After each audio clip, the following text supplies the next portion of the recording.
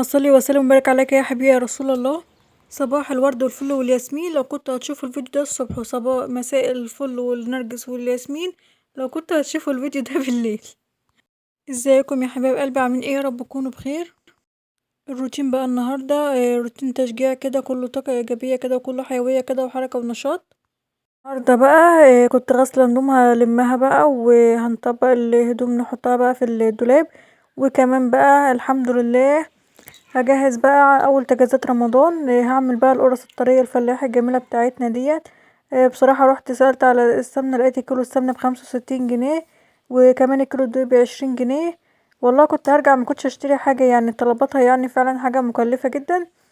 على ما عملت ال2 كيلو دولت قرص، يعني ما اقولكوش ان هما يعني كلفوا معايا يجي بتاع 100 جنيه.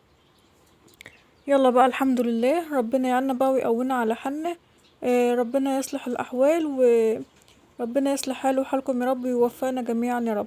يلا بقى ندخل على الفيديو عشان نشوف الفيديو بتاعنا فيه ايه. قبل ما ادخل بقى على الفيديو بحب اشكر كل حد بعتلي تعليق حلو، وكمان شكر خاص لكل واحد دخل في قناتي، ده شرف ليا. وجودكم شرف للقناة بتاعتي. ربنا يا رب يديمكم نعمة في حياتي يا رب، ويخليكم ليا. يلا بقى يا حبايبي، انزلوا تحت اعملوا اشتراك للقناة لو انتوا اول مرة بتشوفوا قناتي، وحطوا بقى لايك للفيديو. انا بقى صبحت الصبح كده، طبعا رمضان داخل علينا، فقلت بقى اجهز بقى. كنت جايبه الطلبات ديت بتاعه القرصه ديت من امبارح. قلت بقى خلاص لا منها لا. انا الصراحه بعد ما وقفت على المحل، بسأل على كل الأسعار، قال لي الكيلو السمنة ب65، دي ب20. بصراحة يعني كمان كان عندي شوية كده لبن. كانوا رايبين، هم دولت اللي كانوا شجعوني ان انا يعني قلت اما اللبن الرايب ده طبعا البنات مش هيعرفوا يشربوه، فده اللي شجعني ان انا اجيب قرص واعمل قرص يعني النهارده. فبصراحة يعني الأسعار بقت حاجة فظيعة، بس احنا كمان داخلين بقى على رمضان، والقرص ديت برضو هتنفع عشان عشان برضو السحور. وان شاء الله هنبقى نخبز برضو عيش برضو كده بلدي قبل رمضان، عشان طبعا بينفع برضو للسحور. ربنا بقى يعيننا يا رب. بصراحة بعد ما حسبت التكلفة ديت لقيت يعني قلت بلاش اعملها خالص.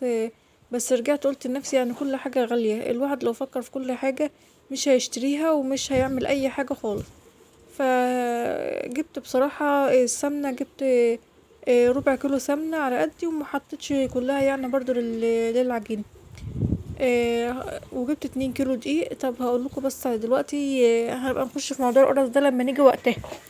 دلوقتي بقى يا حبايبي اقول لكم انا بعمل ايه.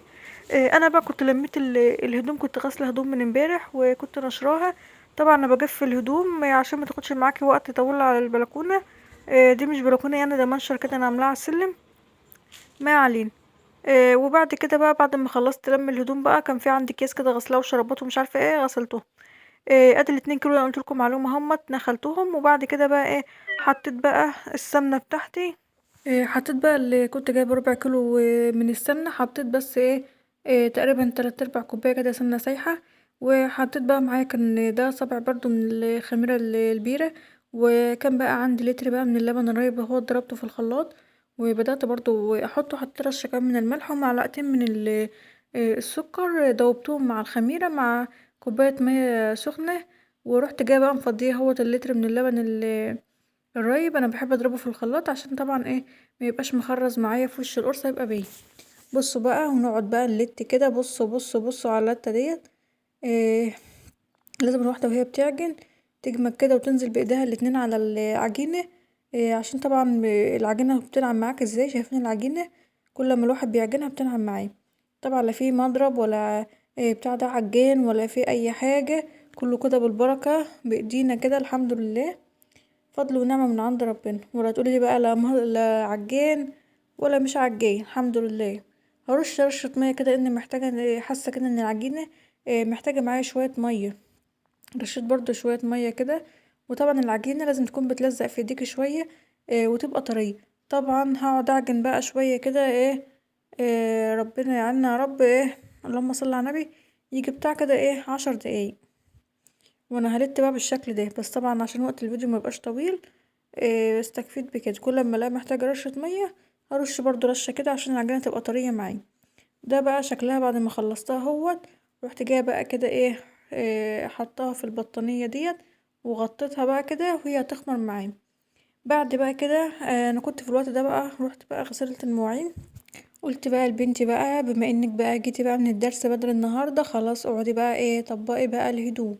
هتلم بقى هي كل الهدوم كده تقف عشان هي تطبقهم. لازم بصراحة يتعلموا كل حاجة، عشان بقى طبعا ان هما بقى يساعدوكوا كده. مش عيب ان البنت تساعد مامتها في شغل البيت. لا يا جماعة، علموهم شغل البيت ينفعوكي لو انت تعبانة، وكمان ينفعوا نفسهم لما تتجوز وتروح بيت جوزها، تبقى قد المسؤولية وتعرف تعمل كل حاجة، ويبقوا بنوتات كده شطورات زيكم. انا بقى كمان قلت ايه استغل بقى الفرصة، لازم الواحد يعمل كذا حاجة في نفس الوقت. على ما العجينة بتاعة القرص تخمر، تكون بنتي طبقت الغسيل، وانا كمان اكون غسلت المواعين، واقعد بقى عشان ايه ابطط القرصة واجهزها. طبعا بقى لما بتستغلي الوقت بيبقى بتعملي كذا حاجة برضه في وقت واحد مع بعض. انا بصراحة ما بعرفش اعمل حاجة واحدة بس في اليوم واقعد على كده. بعد كده بقى طبعا انا طبعا مقسمه لهم الدولاب، بتحط بقى كل حاجه لوحدها.